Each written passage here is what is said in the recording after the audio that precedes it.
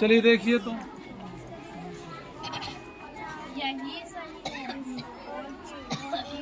वास्तविक संख्याएं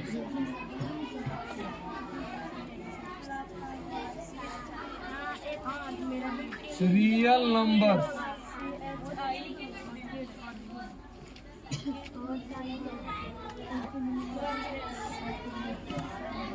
इसमें सबसे पहले हम लोग को पढ़ना है अंक, डिजिट।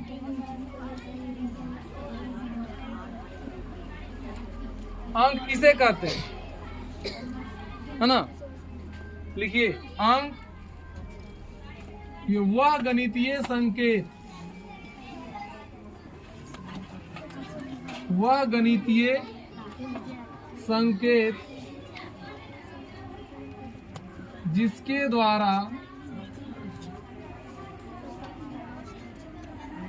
वह गणितीय संकेत जिसके द्वारा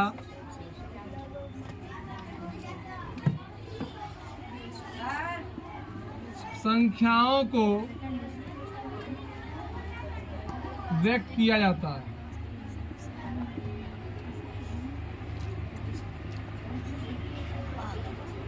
उसे अंक कहते हैं। उसे अंक कहते हैं। जैसे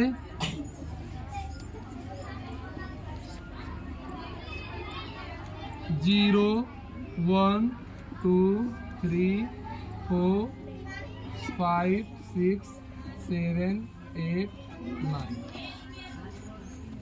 देखिए दाशमिक संख्या पद्धति में, दाशमिक संख्या पद्धति में 10 अंक होते हैं। कितने अंक होते हैं? 10 अंक होते हैं। देखिए 10 अंक है, 1, 2, 3, 4, 5, 6, 7, 8, 9, 10। जीरो मिला के 9 तक कितने हो गए? 10 हो गए। अब ये 10 अंक होते हैं जिसमें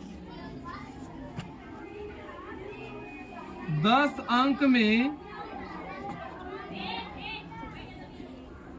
5 सम अंक होता है, 5 सम अंक होता है। कौन कौन? 0, 2, 4, 6, 8।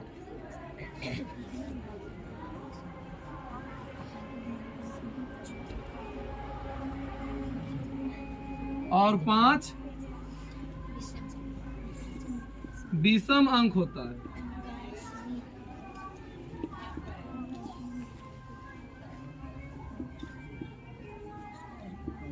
कौन कौन? 1, 3, 5, 7, 9।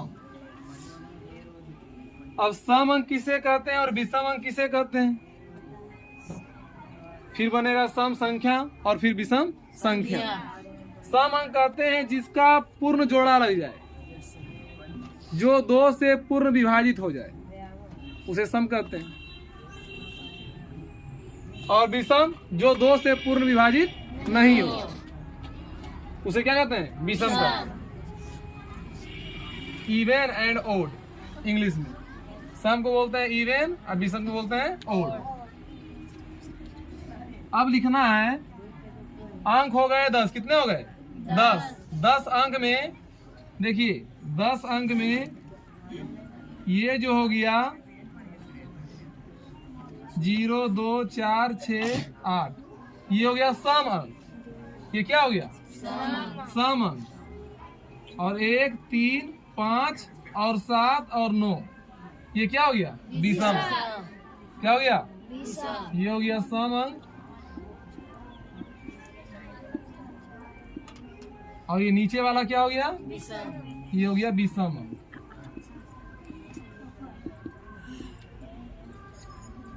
अब लिखना है एक अंक की सबसे छोटी संख्या। एक अंक की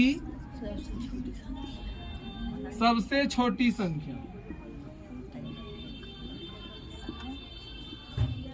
क्या है बोलिए? 1 है। 9 तो हो जाएगा बड़ी संख्या।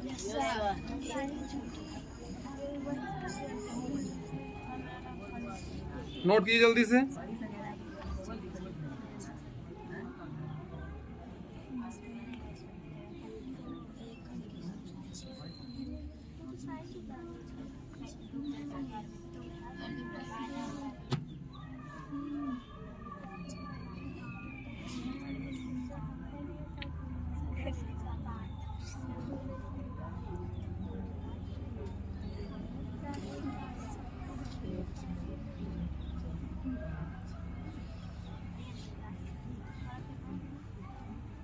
एक अंक की सबसे छोटी संख्या 1। अब देखिए, बहुत सारे लोग बोल देते हैं एक अंक की सबसे छोटी संख्या 0।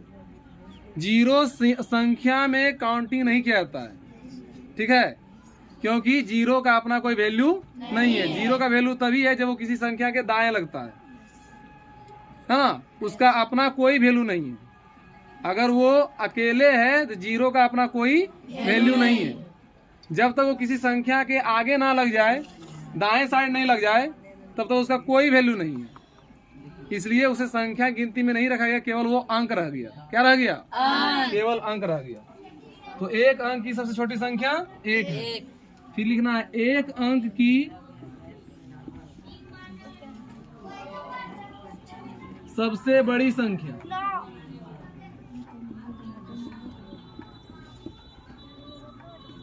क्या है? 9। एक अंक की सबसे छोटी संख्या 1 और एक अंक की सबसे बड़ी संख्या 9। फिर इसी तरह 2 अंकों की सबसे छोटी संख्या।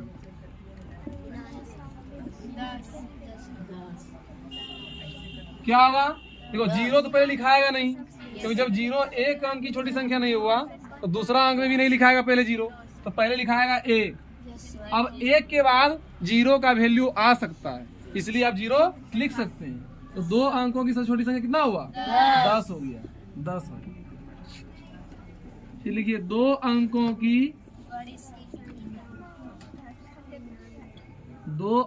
की सबसे बड़ी संख्या।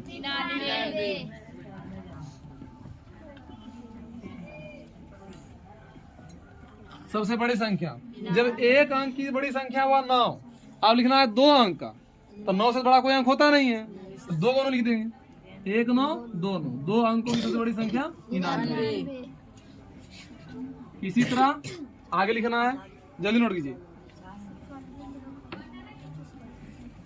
अब सोचिए, इस तरह से आप बना सकते हैं। अगर पूछे 3 अंकों की सबसे छोटी संख्या तो क्या होगा? एक वो लिखेंगे 1 और 2 शून्य, ठीक है। जितना अंक बोलेगा उससे 1 कम शून्य। 3 अंक बोला तो 2 शून्य, तो 2 शून्य तो 2 अंक नहीं हुआ, वो 1 बैठा देंगे, समझे। और बड़ी में तो कोई टेंशन ही नहीं है। बड़ी में जितना अंक की बड़ी संख्या पूछे उतना 9।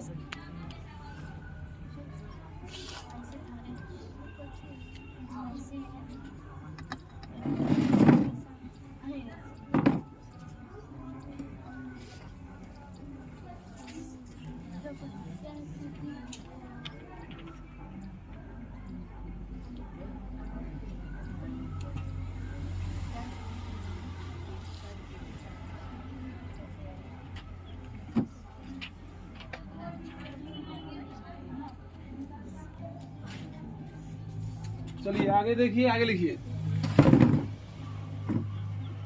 3 अंकों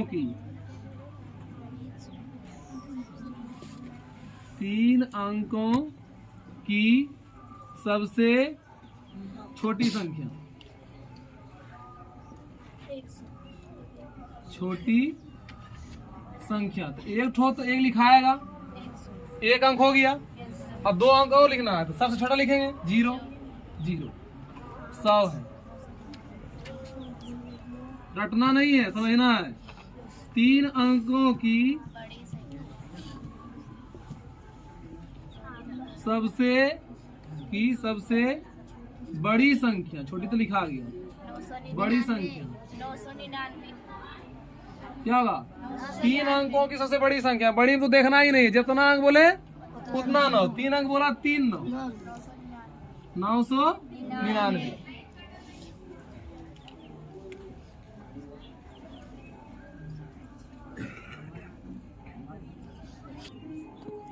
चलिए आगे लिखिए। एक अंक की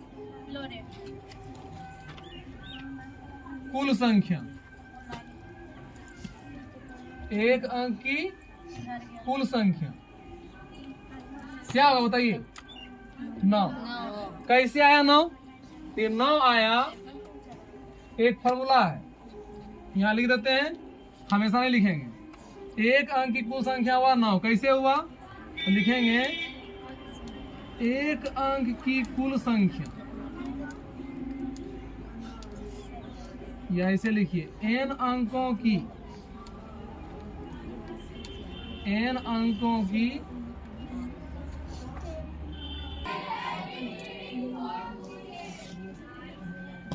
ये फॉर्मूला हो गई।